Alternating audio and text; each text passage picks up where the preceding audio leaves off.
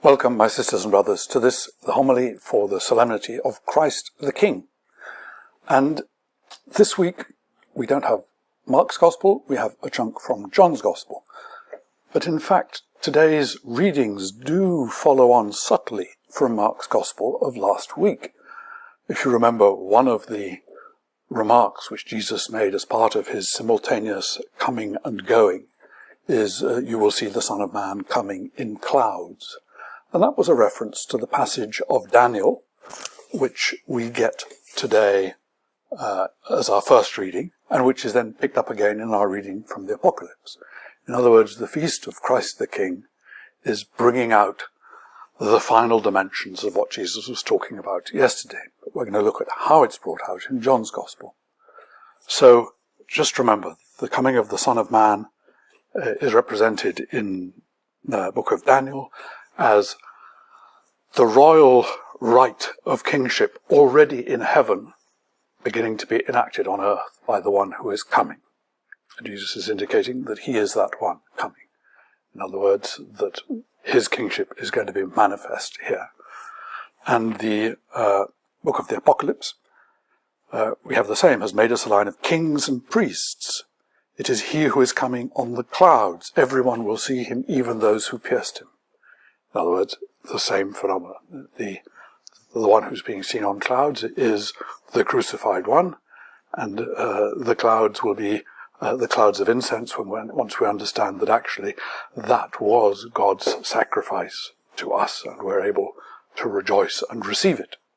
So it's the same, and we're being turned into kings and priests because of this. So those two texts, if you like, continue our reading of Mark's Gospel from last week.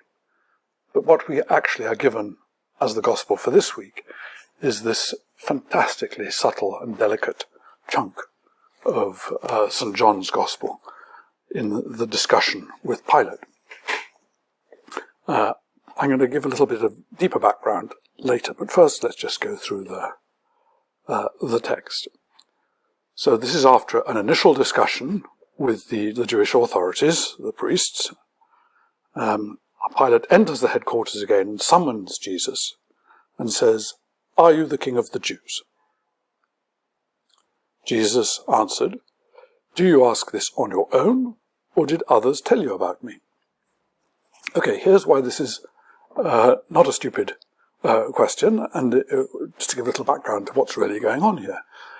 I don't know whether you remember it, but when in John's Gospel Jesus comes into Jerusalem on Palm Sunday, one of the things they sing about him is blessings on the King of Israel. They don't refer to him as the King of the Jews, but the King of Israel. That's part of the welcoming in of the Davidic heir, the messianic priest-king figure. So it's the King of Israel that he's welcomed in as. And it's that gets the authorities excited. What, is this really the one?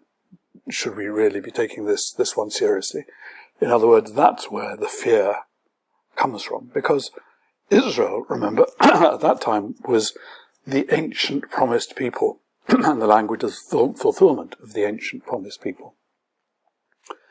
Now, how were the temple authorities to explain this to Pilate, explain that they had to get rid of this guy because he was going to interfere with their attempt to introduce the Yehudite, those who had come back from Judah, from Babylon, who had originally come from Judah, the Yehudite reconstruction of the people of Israel into what we would now call Second Temple Judaism. That he was a threat to that. How are they going to explain that to Pilate? Why should Pilate understand any of this? Pilate, after all, was a provincial governor, a rather nasty piece of work, as everybody knows. But why he should be an expert on the ancient Israel and its self-understanding, probably not part of his job description. So they probably said to him, well, he's saying that he's really the king of the Jews. They've probably said that.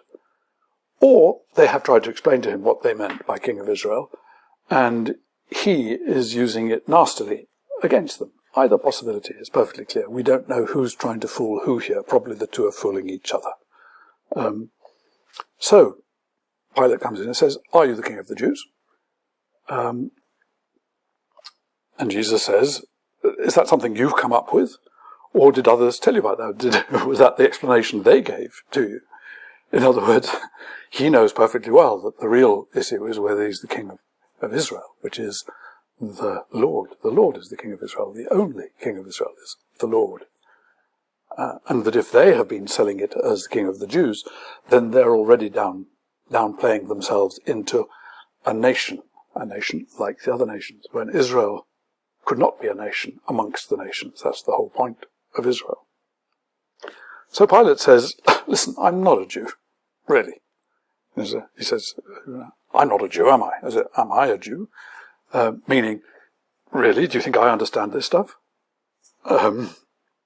Your own nation and the chief priests have handed you over to me. In other words, Pilate understands the business of the Jews as he would understand every other nation. There is a nation called the Jews. They're one of the people who he has to govern. That's his business. He treats them as a nation. So when he's using the term Jews, he's referring to them as if they were an ethnos, a nation, a form of goy in the modern Hebrew understanding. In other words, already a very reduced understanding rather than Israel.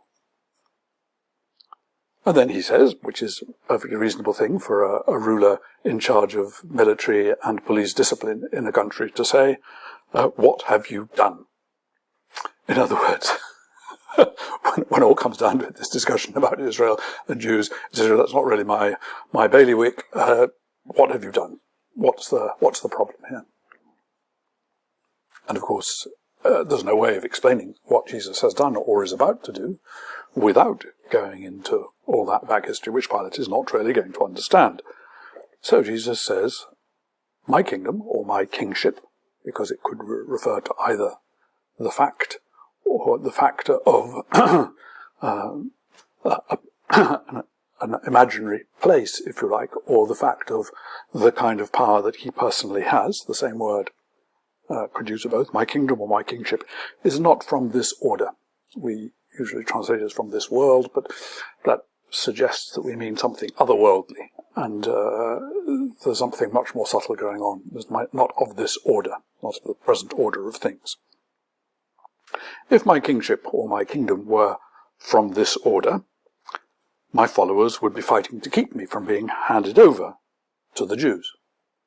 In other words, he regards the Jews handing him over to Pilate as part of the order of this world, and the high priest handing him over as part of the order of this world, and his followers would have prevented that. Remember, those followers almost tried to prevent that, but he held them back, because it was quite important that the high priest handed him over, because essentially they were giving to Pilate the power to be high priest. We'll see that all of this is full of the irony which characterizes John's Gospel. So Pilate asked him, Pilate then said to him, "So you are a king?" And it's not so much a question as it is I'd say, yes, at least you're being clear. You're being clear. You are a king. It's more or less an affirmation.